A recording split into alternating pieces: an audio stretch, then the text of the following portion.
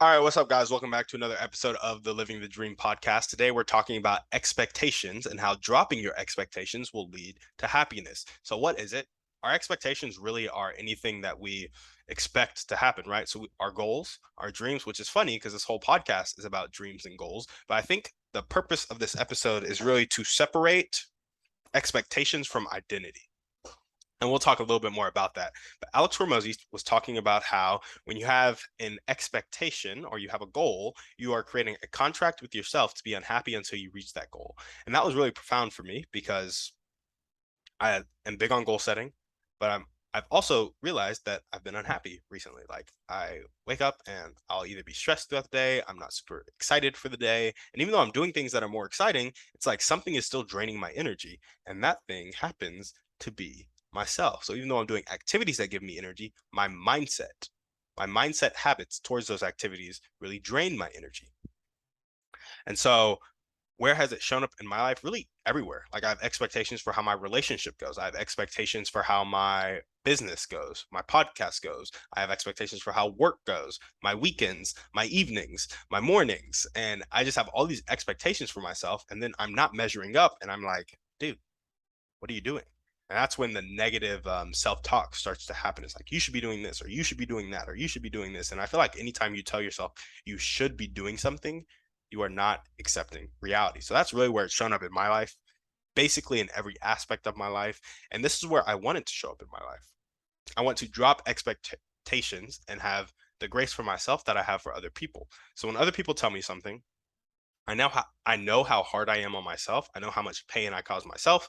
And so when other people tell me stuff or they're doing stuff or they're acting a certain way, I have more grace and I judge them less because I know how much it sucks to be judged. I know how much it sucks to not have grace, but then I'm not willing to extend that same grace and that same lack of judgment to myself. And so I really want to drop the expectations that I have for myself and accept myself for where I am, but also push myself to become who I know I can be without the expectation of doing it, which is really hard to reconcile in my head. But I think here's the difference: you have standards and you have expectations.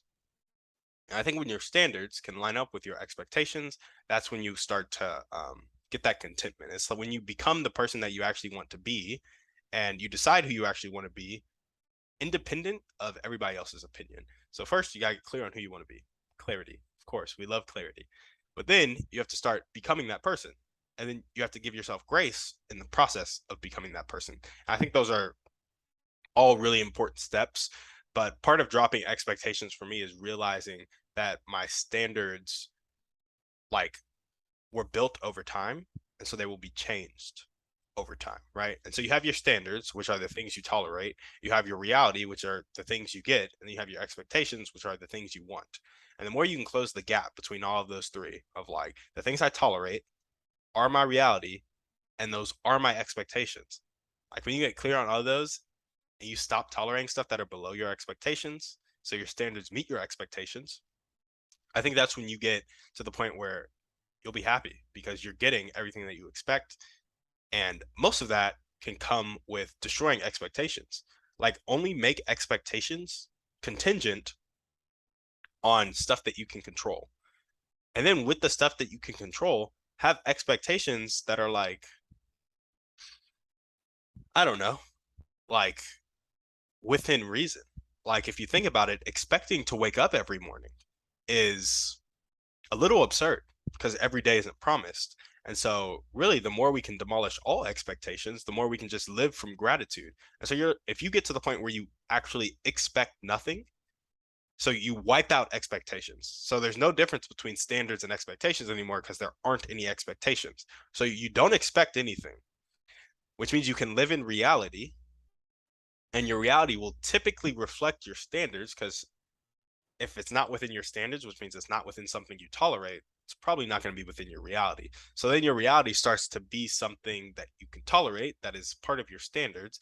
And what this is really saying is when you wipe out expectations, you're coming from gratitude. This is something I've heard Gary Vee talk a lot about, and Brad Lee. Brad Lee's like, if I gave you $1 billion, how happy would you be right now? Like, I'd be ecstatic.